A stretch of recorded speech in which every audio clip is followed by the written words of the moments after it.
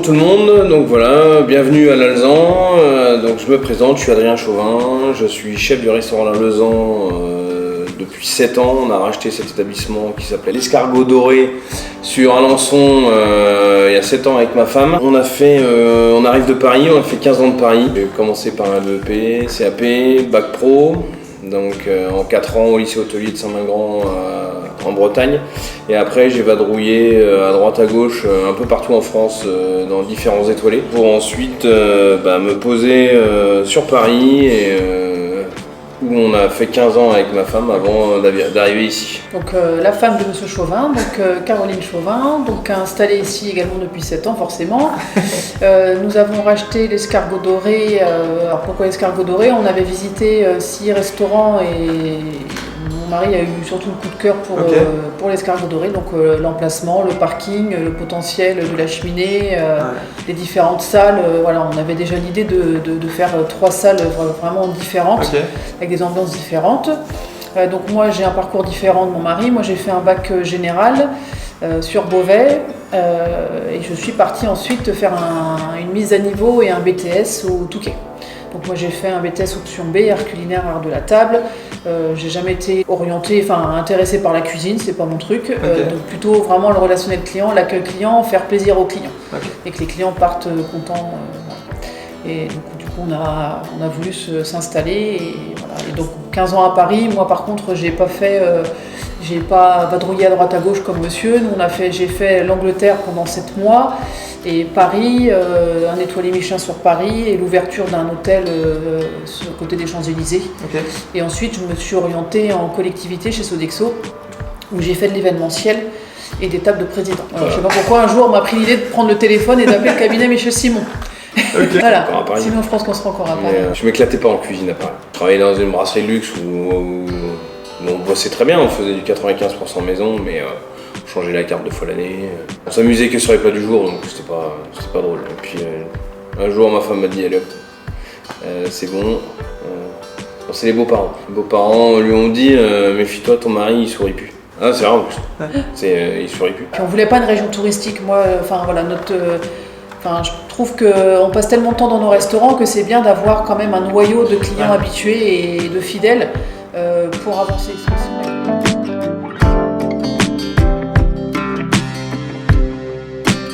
Alors moi, ce qui m'a fait aimer la cuisine, c'est mes grands-mères, parce que j'ai eu l'avantage d'avoir 2 grands-mères, une qui était à la ville et une qui était à la campagne, donc 2 cuisines totalement différentes.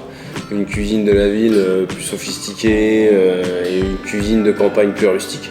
Donc c'est vrai que mon palais, déjà des gamins, il a été bien mis au taquet avec les grands-mères. Et puis j'ai mon cousin aussi, j'ai un de mes cousins qui a fait cuisine, donc lui aussi me racontait des expériences où il a bossé chez Bocuse, il avait bossé chez L'Oiseau.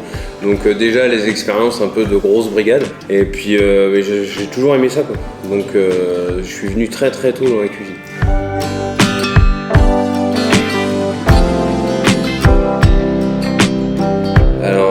C'est totalement différent parce que là je fais que le loup s'est assagi. Je suis devenu beaucoup plus calme. Quand j'ai commencé à bosser, il y a de ça 25 ans, les coups de pression, les chefs étaient différents. Maintenant on est quand même, on parle plus, on gueule moins.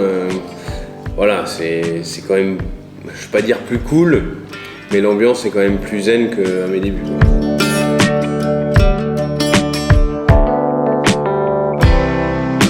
Alors ma cuisine, là à l'heure d'aujourd'hui, elle est en train de prendre un gros virage. Je suis en train d'essayer de faire une cuisine tout en gardant l'esprit semi-gastro, produits locaux.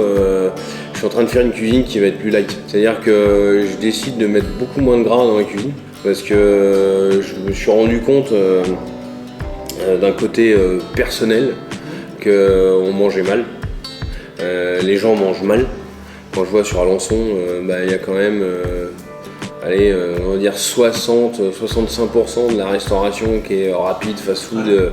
Donc je pense qu'à un moment donné, il faut que les gens reprennent conscience qu'il faut manger plus sainement. Parce que le corps a besoin de pas trop de gras, Je vois maintenant des études qui ont été faites. Quand on a bossé sur Paris, il y a les escalators, il y a les ascenseurs, donc les gens font moins d'activité, il y a plus d'infarctus, il y a plus de crise cardiaque, il y a plus d'AVC. Donc j'essaye dans ma cuisine que les gens mangent vachement plus sainement. Je vois, on cuit tous nos légumes sous vide. Avant on mettait du beurre. Maintenant on va faire des bouillons de légumes, on va faire des fumées de poisson, on va essayer de faire cuire nos légumes beaucoup plus light. Là je vois, on vient de changer notre pain, on était sur un pain blanc, un pain blanc c'est gavé de sucre. Là on est passé sur un pain bio, un pain complet avec une farine bio, parce que le pain complet est meilleur. Je vois sur nos pâtisseries, on a carrément changé toutes nos farines. C'est plus la farine 55 blanche, maintenant on est passé sur des blés anciens avec un mec d'Alençon qui fait de la farine à la meule de pierre.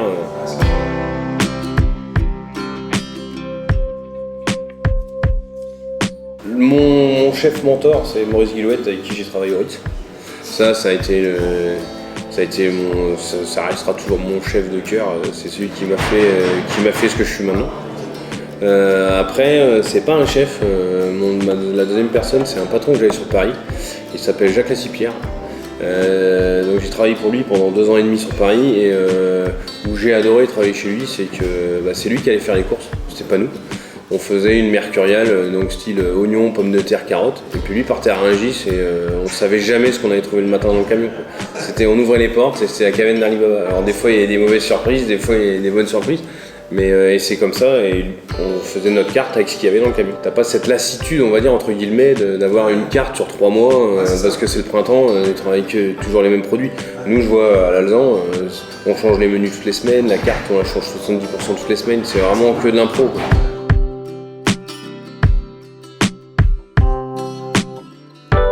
Pourquoi avoir choisi Goût d'épices ? Déjà, c'est fait d'une rencontre avec Jean-Charles il y a 6 ou 7 ans maintenant, je crois. Donc Jean-Charles est arrivé un matin, sans rendez-vous, sans rien, il a poussé la porte.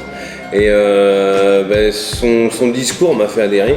Et puis après, quand j'ai passé ma première commande et que j'ai vu la qualité des produits, ça a matché direct.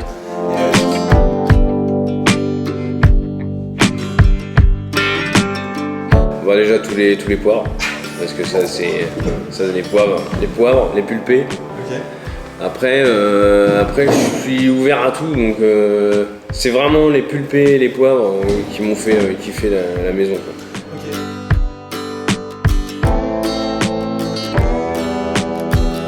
Faut qu'il fasse ce qu'il a envie. C'est son idée, il faut qu'il la pousse au maximum.